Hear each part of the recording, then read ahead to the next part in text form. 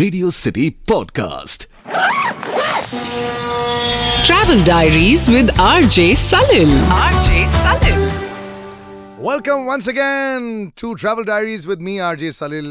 मुझे ऑलवेज बहुत बुरा फील कराने वाला आदमी एक बार फिर से मुझे ज्वाइन कर चुका है. बुरा इसलिए क्योंकि हर किसी को फोमो हो जाता है जब अनन्य शुक्ला जो है अपने ब्यूटीफुल लोकेशंस पे घूमने लग जाता है. तो अनन्य once again for joining us. Thank you and I hate you.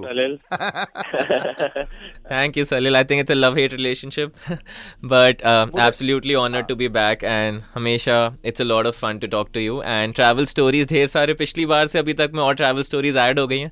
So let's share all of that today with our audience. बिल्कुल. और एक ऐसी जगह है जो लोग बहुत चर्चा करने लग गए हैं क्योंकि सबसे बड़ा क्वेश्चन आता है कि बहुत सस्ता है ऐसा लोगों को लगता है.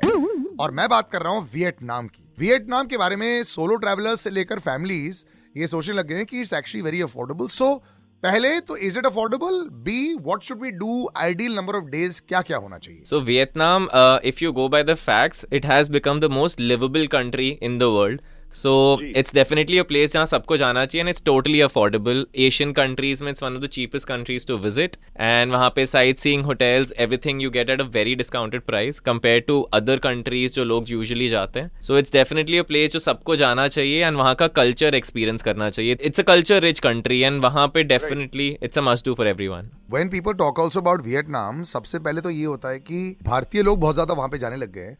But actually the country is very large also to travel around. तो ऐसा कुछ होता है कि कोई आइडियल 5-6 डे वेकेशन उसका एक आइटनरी आप हमें बताओ. Correct. So ideal number of days for Vietnam is actually around 7 days. आपको 1-2 इंटरनल फ्लाइट्स लेनी पड़ती हैं इसमें. You land in Hanoi, you explore Hanoi for 2-3 days, then you fly to Da Nang.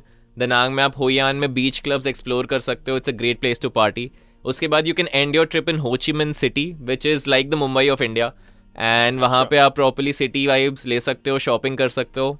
And अगर आपको अपनी ट्रिप और लंबी करनी है, if you have enough days for a long vacation, you definitely should fly to Phu Quoc. It's a destination nobody knows. तो जैसे कि आपने कहा वियतनाम में बहुत लोग जा रहे हैं. If you want some peace, सुकून जहाँ पे आप अच्छे से एक्सप्लोर कर पाओ, एक ऐसी जगह जो आपको शायद ग्रीस की वाइब्स दे दे, then Phu Quoc is a place जो किसी को नहीं पता है एंड बहुत कम लोग जाते हैं वहाँ पे. वियतनाम सडनली एक्सप्लोर इसलिए हो गया प्राइमरली क्योंकि लोगों को लगा कि खाना पीना घूमना फिरना बड़ा सस्ता है. तो क्या एक्चुअली बहुत सस्ता है? So Vietnam is not at all expensive. If you are an Indian traveling there, आपका approximate खर्चा for a week long trip package wise will cost you around 70-80,000. इसके ऊपर आपकी flights होंगी इंडिया से 2 and 4 flights and वहाँ की 2 domestic flights आपको लेनी पड़ेगी. Domestic flights दोनों मिला के 15-16,000 में आप कवर कर सकते हो. एंड इंडिया से दिल्ली से for example if you talk about international flights that will cost you around 35-40,000. मतलब अगर ये आपने 3 महीने पहले बुक कर लिया, यही इंटरनेशनल फ्लाइट्स आपको 30 या 25,000 में भी मिल सकती हैं. टाइमिंग मैटर्स बट हाँ it's not at all expensive. आप 1-1.5 lakhs में पूरा कंट्री एक्सप्लोर कर सकते हो 7 दिन तक. वेज और नॉन वेज में बड़ा डिस्कशन रहता है और खाने को लेकर ऑलवेज बड़ी चर्चा रहती है.